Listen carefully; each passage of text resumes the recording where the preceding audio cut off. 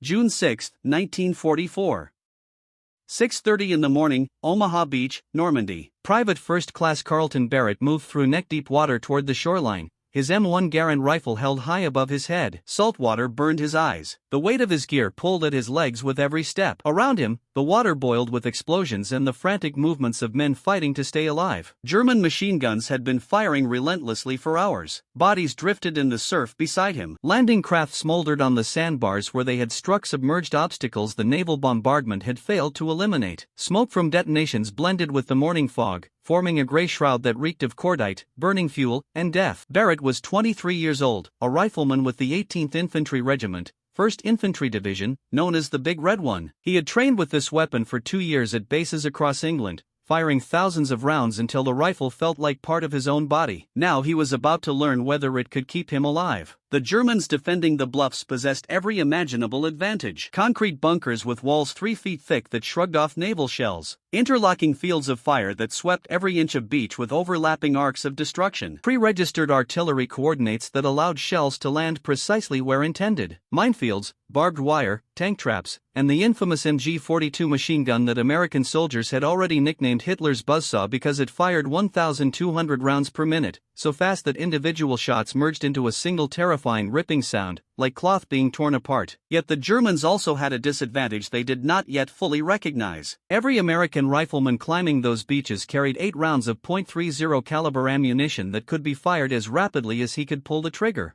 The German rifleman above them carried 5 rounds that required cycling a bolt between each shot. That difference, barely a second between shots, would transform infantry combat in the Second World War. What followed over the next 11 months would force the German military to completely rethink the nature of ground warfare. The dominance of the machine gun would be challenged by the sheer volume of fire American rifle squads could produce. Tactics that had worked for decades would become obsolete almost overnight. The entire structure of infantry combat would need to be reconsidered. And it all traced back to a weapon designed by a French-Canadian immigrant who never received a single dollar in royalties for the millions of rifles that carried his name. This is the story of the M1 Garand, the rifle German infantry came to fear. The man who created that rifle was born Jean Cantius Garand on January 1, 1888, in a small farming village called Saint Remy, about 21 miles southwest of Montreal in Quebec, Canada. He was one of 12 children, 6 boys, and 6 girls. All the boys were given the formal first name Saint Jean-Baptiste, following French-Canadian Catholic tradition,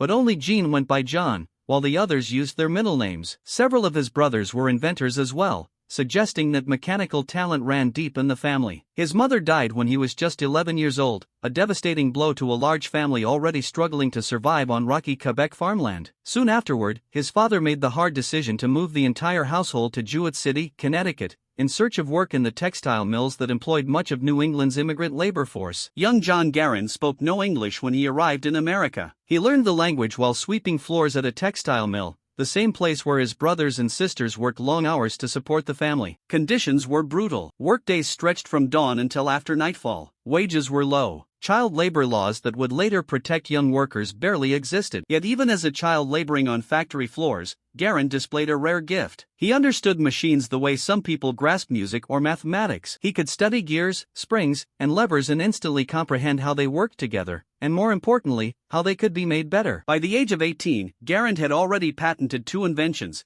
a telescoping screw jack and an automatic bobbin winding machine. These were not novelties. They were practical answers to real problems faced daily by textile workers, demonstrating both mechanical skill and sound practical judgment. Over the following years, he moved through a series of jobs, absorbing the machinist's trade wherever he could. At Brown & Sharp, a precision toolmaking firm in Providence, Rhode Island, he mastered fine metalworking techniques that would later prove indispensable. The tolerances demanded for quality tools were measured in thousandths of an inch, and Garand learned to work within them instinctively, developing an almost uncanny sense of what metal could and could not do. In 1916, he relocated to New York City to work for another toolmaking company. During that period, Garand practiced shooting at the galleries along Broadway. These small indoor ranges were popular entertainment at the time and gave him hands-on experience with firearms that few engineers ever gained. He learned how weapons felt to the men who used them, not just how they appeared on blueprints. The blend of precision machining expertise and first-hand firearms experience would shape everything that followed. Garand was not merely a theoretical engineer working from equations and drawings. He understood the human side of weapons design in a way that distinguished him from his rivals. In 1917,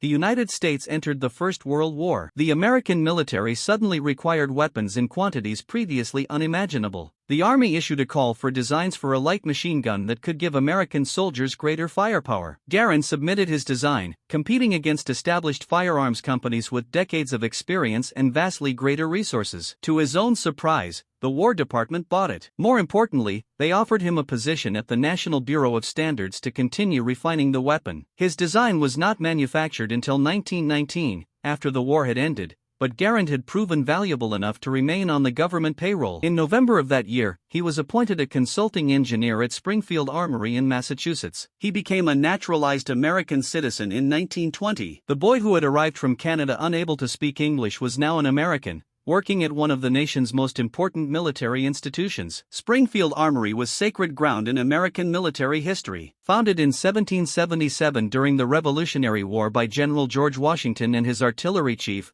Colonel Henry Knox, it served as a storage and manufacturing center for weapons and supplies for the Continental Army. The armory had produced weapons for every American conflict since then: muskets for the War of 1812, rifles for the Mexican-American War, Springfield rifles for the Civil War that helped preserve the Union, and more than 265,000 M1903 Springfield rifles during the First World War. Though even that output proved insufficient for the rapidly expanding army, the armory represented the industrial backbone of American military power. This was where Garand would spend the next 34 years of his career. This was where he would create the weapon General George Patton would later call the greatest battle implement ever devised. But the path to that weapon would require 15 years of exhausting work, political infighting, and technical obstacles that would have broken a lesser engineer. The problem Garand sought to solve appears obvious in hindsight, but at the time it was revolutionary. Every major army equipped its infantry with bolt-action rifles: the German Gor 98, the British Lee Enfield, the American Springfield M1903, the Soviet Mosin Nagant, the Japanese Arisaka, the Italian Carcano. After each shot, the soldier had to manually operate the bolt, ejecting the spent cartridge and chambering a fresh round. This process took time. More critically, it forced the soldier to remove his hand from the trigger, shift his grip, pull the bolt handle back, push it forward again, return his hand to the trigger, and reacquire his target through the sights. During those seconds, he was not firing. He was exposed. His eye left the target. His focus broke. His position shifted slightly. Even a skilled rifleman could fire only about 10 to 15 aimed rounds per minute with a bolt-action rifle. The British Army had trained its soldiers to achieve even higher rates with the Lee Enfield, which had a particularly smooth bolt-action designed specifically for rapid fire. The legendary Mad Minute drills pushed soldiers to fire 15 or more aimed shots in 60 seconds. But no matter how skilled the soldier, he could not overcome the fundamental limitation of the bolt-action design itself. Garand believed he could design a rifle that would do all of that automatically: fire a round, use the expanding gases from that round to cycle the action, eject the spent cartridge, load a new round from the magazine, return to battery, ready to fire, all in a fraction of a second, all while the soldier kept his hand on the grip and his eye on the target. No need to break concentration. No need to shift position. Just pull the trigger again. The technology was not completely unknown. Machine guns used similar principles to achieve automatic fire. But machine guns were heavy, complex crew-served weapons. They required tripods or bipods for stability. They overheated during sustained fire and needed water or air cooling systems. They consumed ammunition at rates that no individual soldier could carry. They were not suitable for riflemen who needed to move quickly across the battlefield. The Army had tried semi-automatic rifles before. The Mondragon rifle from Mexico had seen limited use in the First World War, primarily by German aviators. The French RSC-17 had appeared late in that conflict. Various American prototypes had been tested and rejected. They were all unreliable, complex, and prone to jamming at the worst possible moments. The brass was deeply skeptical that a semi-automatic rifle could be made robust enough for ordinary infantry use in the mud, rain, snow, sand, and chaos of actual combat. The bolt-action rifles they knew worked. Why risk the unknown? But they gave Garand the resources to try. What followed was a decade and a half of prototypes, failures, redesigns, and political maneuvering that would test Garand's patience and determination to their Absolute limits. His first design, the M1922, was built in 1924 and ready for testing at Fort Benning in 1925. It used a primer-operated breech mechanism and fired the standard 30 caliber ammunition. The results were inconclusive. The rifle worked, but not reliably enough for military service. Garand improved it. The M1924 performed better, but still did not clearly beat its competitors, which included designs from major manufacturers like Pedersen and Thompson. The Army wanted more trials before committing to any design. By 1928, Garand had developed a gas-operated model in a smaller caliber designated 276. This version performed well in tests against the Pedersen rifle and other competitors. It beat them consistently in reliability trials.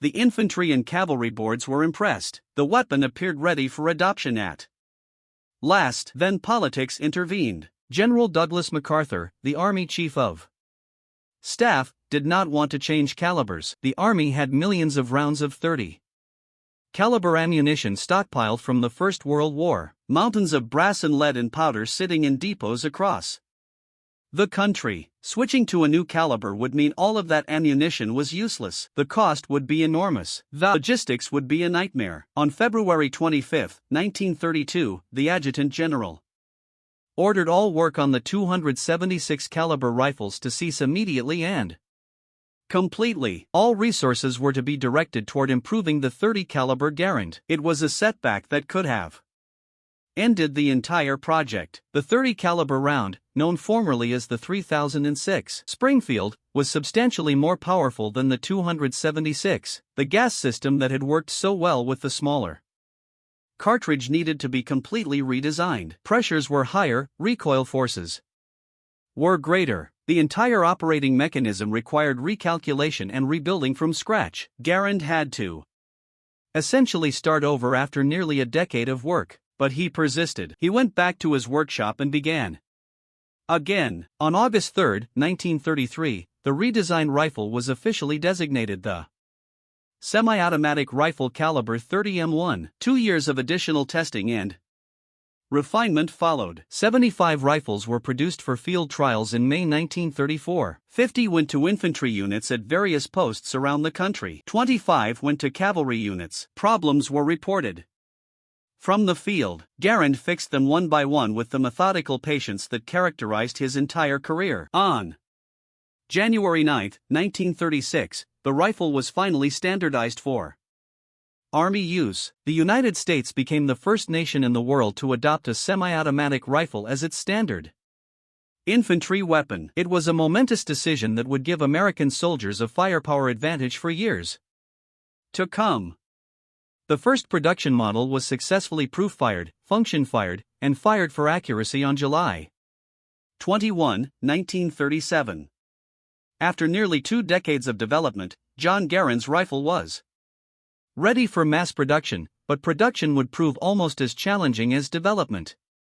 Springfield Armory began manufacturing the M1 Garand at a rate of just 10 rifles per day. The weapon was complex by the standards of the time. Each rifle contained dozens of precision machine parts that had to fit together perfectly. The gas system required careful calibration. The barrel had to be properly seated and head spaced. The trigger mechanism needed individual adjustment. Within 2 years, production reached 100 rifles per day. The Armory had developed new techniques, new tooling, new manufacturing processes to speed production without sacrificing quality. Workers learned to spot defects at every stage of the manufacturing process. By January 1941, with war clouds gathering over Europe and Asia, production hit 600 rifles per day. American industry was gearing up for a conflict that seemed increasingly inevitable. Even though the nation was officially neutral when the Japanese attacked Pearl Harbor on December 7, 1941, the Army was still not fully equipped with the new rifle. Many units still carried the old M1903 Springfield bolt-action The Marines in the Pacific, the soldiers guarding the Philippines, the garrisons in Hawaii and elsewhere had a mix of old and new weapons. The transition was incomplete. The race to arm American soldiers with Garand's semi-automatic rifle had become a race against time itself. Springfield Armory ramped up to unprecedented production levels. Winchester Repeating Arms Company received contracts to produce M1 rifles as well. Workers shifted to 7-day weeks. Night shifts were added. Women entered the workforce in large numbers to replace men who had enlisted. The entire industrial might of the United States focused on producing the tools of war. By January 1944, Springfield alone was producing 122,000 rifles per month. That translated to 3,936 rifles per day. 164 rifles per hour. Nearly 3 rifles rolling off the production line every single minute around the clock, 7 days a week. Winchester contributed over 513,000 rifles before their contract ended in June 1945. By the end of the war, over 4 million M1 Garands had been manufactured. It was the largest production effort in the long history of Springfield Armory. American industrial capacity had turned Garand's elegant design into an arsenal that would equip the largest military force the world had ever seen. John Garand never received royalties for any of them. He had transferred all patent rights to the United States government. On January 20, 1936, a true patriot, he offered his invention to his adopted country without demanding compensation. His highest annual salary was $12,000, roughly equivalent to what a skilled factory foreman might earn. A bill was introduced in Congress to award him $100,000 in appreciation for his contribution to national defense. It failed to pass. The inventor of the weapon that would help win the Second World War never received the financial reward his genius deserved. Garand did receive some recognition, the Meritorious Civilian Service Award in 1941. The Medal for Merit in 1944, one of the first 2 ever awarded, but no fortune, just the satisfaction of knowing that his rifle was in the hands of American soldiers around the world. The M1 Garand that those soldiers carried weighed 9-12 pounds empty and just over 10 pounds with a loaded clip and sling. It measured 43.5 inches in overall length with a 24 inches barrel. The action was gas operated with a rotating bolt that locked securely into the receiver with 2 lugs. The magazine was internal, loaded from above with an 8-round en-bloc clip. This was a distinctive feature that set the Garand apart from other designs. The ammunition clip, a simple U-shaped piece of steel, held 8 rounds of 3006 Springfield ammunition in a staggered formation. When inserted into the rifle from above, the clip remained in place until the last round was fired. Then it ejected automatically with a distinctive metallic ping sound and the bolt locked open, ready for reloading. The 3006 Springfield cartridge it fired had a muzzle velocity of 2,800 feet per second. The round could penetrate a standard military helmet at 500 yards. The effective range was 500 yards for an average soldier, though skilled marksmen could hit targets at much greater distances. According to military specifications, a trained soldier could fire 16 to 24 aimed rounds per minute under combat conditions. That rate of fire was the key to everything that followed. A German soldier with a Carabina 98K, arguably the finest bolt-action rifle ever produced, could manage perhaps 10 to 15 aimed rounds per minute under ideal conditions. The M1 Garand effectively doubled the aimed firepower of the American rifleman compared to his German counterpart. 2 rounds for everyone, 2 chances to hit for everyone. And critically, the American soldier never had to break his concentration or shift his grip to work a bolt mechanism between shots. The first time the M1 Garand faced German forces in significant numbers was during Operation Torch, the Allied invasion of Vichy, French North Africa on November 8, 1942. American troops landed on beaches in Morocco and Algeria. Some carried the new semi-automatic, others still had the M1903 Springfield. The mix created problems that would take months to sort out. Supply lines sent the wrong ammunition clips to some units. The 8-round on-block clips, designed for the M1, were not interchangeable with the 5-round stripper clips used for the Springfield. Soldiers found themselves with ammunition they could not use. In some harrowing situations, M1 rifle users had to locate their ejected clips in the sand and reload them by hand under fire. But when the M1 worked as intended, the results were dramatic. An American squad could put out twice the volume of aimed fire as a comparable enemy unit. The German soldiers they faced carried the Carabiner 98 Kurz, a superb bolt-action rifle descended from the legendary Mauser design. The action was smooth. The accuracy was excellent. German soldiers trusted their weapons implicitly and had trained with them for years. But between each shot, the German rifleman had to work the bolt. That process so natural it became automatic. For trained soldiers, still consumed precious time. The hand left the grip. The eye might leave the sight picture. The firing position shifted slightly as the shooter manipulated the mechanism. The M1 Garand had an effective range of 500 yards as well. But a trained American soldier could fire continuously, shot after shot, as fast as he could acquire targets and squeeze the trigger. In a firefight, that significant advantage in rate of fire was devastating. Word spread through the German ranks. American riflemen seemed to have automatic weapons. They could fire continuously without pause. German tactics that had worked against bolt-action rifles for 20 years were suddenly obsolete. Japanese soldiers in the Pacific experienced the same shock when American Marines armed with M1 Garands landed on islands across the Pacific. Japanese defenders wondered how the Americans could afford to equip every infantryman with what seemed like a machine gun. The high volume of 30 caliber fire from M1 equipped units was unlike anything they had faced before. The fighting in North Africa continued through May 1943. American forces, initially green and sometimes poorly led, improved steadily with experience. They learned from their mistakes. They learned how to use their superior firepower effectively. They learned to trust their weapons. The Germans adapted by relying more heavily on their MG-42 machine guns. German infantry doctrine centered the squad around the machine gun, using riflemen primarily to support and protect the gun team. This worked well when facing enemies with similar equipment, but against Americans with semi-automatic rifles, the equation changed. American squads could suppress German machine gun positions with rifle fire alone. The Browning automatic rifle gave American units additional firepower, but even without it, a squad of M1 equipped riflemen could generate enough volume of fire to keep German machine gunners pinned down while other elements maneuvered for advantage. The MG-42 was a fearsome weapon. Its 1,200 round per minute rate of fire could shred advancing infantry in seconds. American soldiers learned to respect it deeply. They gave it nicknames that reflected their fear: the buzz saw and the bone saw, for the terrifying sound it made. Every German platoon had one of these weapons, providing a base of fire that could dominate a battlefield. But they also learned that the gunner and his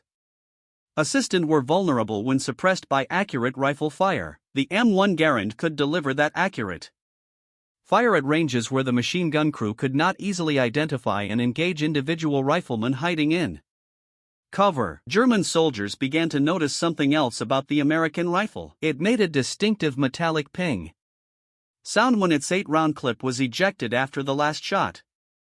The on-block clip stripped of ammunition flew from the action with that characteristic noise. Some German soldiers tried to exploit this, waiting for the ping before attacking, hoping to catch the American reloading with an empty weapon. If they could time their advance to the moment when an American rifle was empty, they might gain a crucial advantage. But this tactic rarely worked in practice. Former German soldiers interviewed after the war explained why. In the noise and chaos of combat with explosions, machine gunfire, rifle shots, mortars, grenades, screaming and shouting, that ping was nearly impossible to hear. Even soldiers with excellent hearing found it completely lost in the cacophony of battle. And even if a soldier did hear it, the American rifleman was not alone. His squadmates were still armed and ready. Charging one empty rifle meant facing 7 or 8 loaded ones. Robert Bell, an M1 Garand armorer with the civilian marksmanship program who spoke with German veterans in Panzer commanders after the war, asked them directly about the ping. They all said the same thing. We were getting shot at. Our hearing already was not that great, we did not listen for that ping. Some American veterans claimed they threw empty clips on rocks to simulate the ping sound, luring Germans into exposing themselves for a fatal shot. First Infantry Division veterans in particular spoke of this trick. Whether this actually happened regularly in combat or became an embellished story told in bars after the war is difficult to verify with certainty. What is documented is that the ping never became the tactical vulnerability that some had feared it would be. By the summer of 1943, American forces had driven the Axis powers out of North Africa entirely. The invasion of Sicily followed in July, the Italian mainland in September. Each campaign brought more American soldiers into contact with German defenders. Each campaign also brought more M1 Garands into the theater. Supply problems were gradually resolved as American logistics caught up with demand. New units arrived, fully equipped with the semi-automatic rifle. Veterans who had fought with Springfields received the new weapon as replacements became available. German intelligence was well aware of the American semi-automatic rifle and its capabilities. Reports filtered back through prisoner interrogations, captured documents, and battlefield observation. The firepower advantage was documented and analyzed by German ordnance officers who recognized the growing threat. The German military tried to respond. Germany had experimented with semi-automatic rifles before encountering the M1 in combat. The GA-41 developed by both Musa and Walther entered limited production in 1941, but it was heavy, complex, unreliable, and difficult to manufacture. German soldiers who received it often complained that it jammed constantly, especially in muddy or dusty conditions. The gas trap system used in its design was prone to fouling. When Germany invaded the Soviet Union in June 1941, German troops encountered Soviet soldiers armed with the SVT-40, a semi-automatic rifle that used a simpler gas-operated system. The SVT-40 had its own problems, but its operating system caught German attention. German engineers studied captured SVT-40 rifles and incorporated elements of their design into an improved weapon. The result was the Gu-43, which entered production in October 1943. The G-43 was a significant improvement over the G-41. It was lighter, more reliable, and used a 10-round detachable magazine. German military planners intended to equip each infantry company with 19 G-43 rifles, including 10 fitted with scopes for designated marksmen. But Germany was already losing the war of production. The factories that might have manufactured G-43 rifles were being bombed by Allied aircraft around the clock. Raw materials were scarce, skilled workers were being drafted into the Wehr. The industrial capacity simply did not exist. For every 50 Mauser bolt-action rifles Germany produced during the war, they manufactured only 1 G-43. Total production reached roughly 400,000 rifles compared to the more than 4 million M1 Garands produced by the United States. The G-43 also suffered from quality control problems as the war progressed. Late production models used inferior materials and showed poor workmanship. The extractor was a known weak point that broke frequently. Many soldiers simply discarded their G-43 rifles when they malfunctioned and picked up Carabina 98K bolt actions instead. Some German veterans interviewed after the war admitted they preferred captured American M1 Garands to their own G-43 rifles when they could obtain them and find ammunition. The Garand was simpler, more reliable, easier to maintain, and built to higher quality standards. It worked when you needed it to work. Germany did develop one weapon during the war that represented a genuine advancement in infantry firepower. The Sturm 44, often considered the world's first true assault rifle, combined the firepower of a submachine gun with the range of a rifle by using an Intermediate cartridge. The STG-44 was an impressive weapon that would influence rifle design for decades afterward. It could fire in semi-automatic or fully automatic mode. Its 30-round magazine gave individual soldiers tremendous firepower. Its intermediate 7.92x 33mm Coors cartridge had adequate range for most combat while allowing controllable automatic fire. But it came too late and in too few numbers to affect the outcome of the war. Production only began in significant quantities in 1944 and total output was around 425,000 rifles. By the time German soldiers faced significant numbers of STG-44 equipped units, the war was already decided. When Allied forces landed in Normandy on June 6, 1944, German defenders braced for what they knew was coming. Private First Class Carlton Barrett survived the initial assault on Omaha Beach. Under heavy fire that killed men all around him, he repeatedly returned to the surf to help drowning comrades reach the shore. Disregarding the personal danger, he waded back into the water again and again, pulling men to safety while bullets kicked up spray around him. He continued fighting throughout the day, using his M1 Garand to engage German positions on the bluffs above.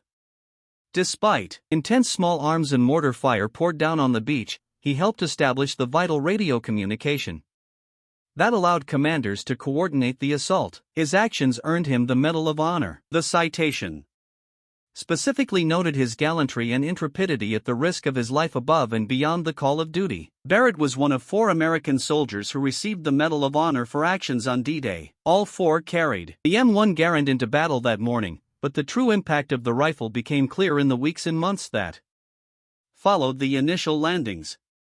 The fighting in the hedgerows of Normandy was brutal. Close quarters combat unlike anything American soldiers had trained for in England. The bocage, as the French called it, was a landscape of small fields surrounded by dense hedge. These were not simple bushes. They were earthen banks 3 to 4 feet high, topped with dense vegetation that had grown for centuries. Each field was a natural defensive position. Each hedger provided cover and concealment for German defenders. Visibility was measured in yards rather than hundreds of yards. Engagements were sudden and vicious. Men fought at ranges where they could see the expressions on their enemies' faces. In this environment, the M1 Garand's rapid fire capability proved decisive.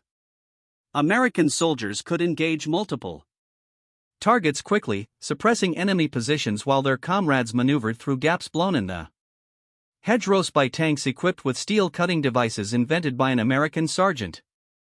German soldiers armed with bolt-action rifles found themselves outgunned in these close-range encounters. The time required to work the bolt between shots was time the American rifleman could use to fire 2 or 3 additional rounds. In a fight measured in seconds, that difference determined who lived and who died. Donald Burgett, a paratrooper with the 101st Airborne Division, who jumped into Normandy on D-Day, praised the M1 Garand as what he believed to be the best rifle made. He noted that some would claim the M1 had a tendency to jam, which he denied from his own extensive combat experience. Instead of jamming, Burgett noted that sometimes the operating rods would crack at the angle where the rod body meets the charging handle. When this happened, soldiers would discard the rifle and retrieve another from a fallen comrade. But this issue was not common, and the rifle's overall reliability far exceeded its competitors. By late summer 1944, many American non-commissioned officers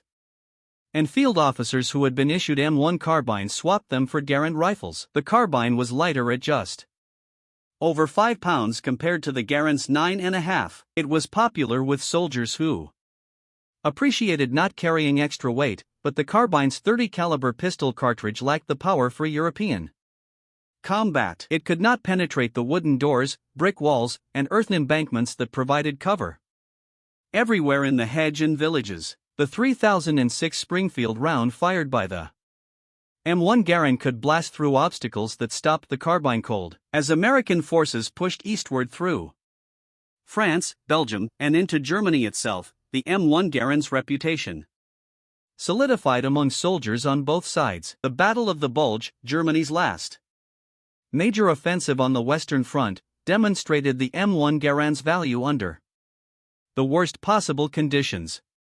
On December 16, 1944, more than 200,000 German troops and nearly 1,000 tanks launched a surprise attack through the Ardennes forest in Belgium and Luxembourg. The assault struck American units that were resting and refitting after months of combat. 4 American divisions held a 75mm stretch of front line. The weather was brutal. One of the worst winters in European memory brought snow, ice, and temperatures that dropped well below freezing. Fuel froze in vehicle tanks. Weapons malfunctioned from the cold. Frostbite claimed casualties alongside enemy fire. American soldiers fought in conditions that tested every piece of equipment they carried. Weapons that worked perfectly in temperate climates failed in the cold. Lubricants thickened to the consistency of molasses. Metal became brittle. Mechanisms froze solid. The M1 Garand performed remarkably well under these conditions. Its gas-operated system continued to function in the cold when properly maintained. Soldiers cleaned their rifles whenever possible, keeping the action free of ice and snow that could cause malfunctions. O.B. Hill served with the 508 Parachute Infantry Regiment of the 82nd Airborne Division. He had made the D-Day jump, been wounded in France, evacuated to England, and returned to his unit just in time for the Battle of the Bulge. He fought from December 17 through January 26 when he was wounded a second time. In interviews years later, Hill described the M1 Garand as a reliable weapon. He said he kept it clean as much as possible, even during the bulge in miserable conditions. He cleaned his rifle every time he had the chance and tried to keep the snow and dirt out of it as much as possible. He never had any problems with it, not once. Since he was a non-commissioned officer, Hill had been given a choice of weapons. He could carry an M1 rifle, a Thompson submachine gun, a regular carbine, or a folding stock M1A1 carbine. He chose to continue carrying the M1 rifle because it was an efficient weapon that had gotten him through tough situations before. He did not believe that carrying a Thompson submachine gun offered much of an advantage. The defense of Bastogne became legendary during the Battle of the Bulge. The 101st Airborne Division, surrounded and badly outnumbered, refused German demands for surrender. When German commanders delivered a formal request for capitulation to Brigadier General Anthony McAuliffe, he famously replied with a single word, nuts. The paratroopers at Bastogne depended on their M1 Garands to hold defensive perimeters against repeated German assaults. The rifle's dependability in freezing weather and its high volume of fire helped offset the Americans' numerical inferiority until relief forces finally broke through. By the time the German offensive was contained in late January 1945, Germany had suffered more than 100,000 casualties that it could not replace. American losses were also heavy, with approximately 89,000 killed, wounded, or captured. However, the offensive that was intended to split the Allied armies and force a negotiated peace had failed completely. When American forces crossed the Rhine River into Germany itself in March 1945,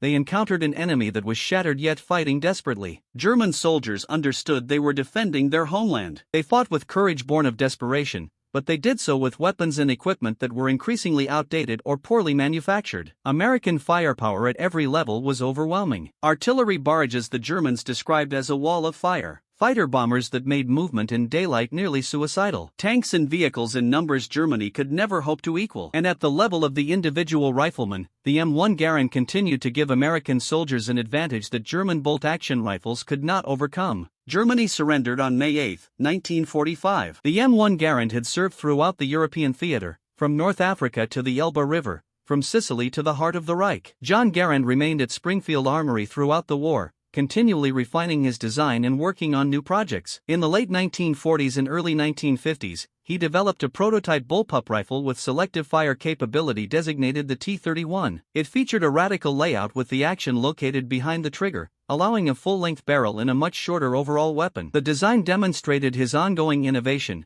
but it never entered production as military priorities shifted elsewhere. Garand retired in 1953 after 34 years at Springfield Armory. He had risen from consulting engineer to chief civilian engineer, the highest civilian position at the facility. He settled in Springfield, Massachusetts, near the armory that had been his professional home for more than 3 decades. He remained a frequent visitor, watching as the M14 rifle that would eventually replace his M1 progressed through development and testing. The M1 Garand continued to serve after the Second World War ended. When war erupted in Korea in June 1950, American soldiers once again carried Garand's rifle into combat. Production resumed at Springfield Armory to meet wartime demand, and contracts were also awarded to Harrington and Richardson Arms and the International Harvester Company. The rifle performed effectively in Korea's harsh conditions, from the frozen hell of the Chosin Reservoir to the sweltering summer offensives. It remained the standard American service rifle throughout that conflict. The M1 Garand was not officially replaced until March 1958.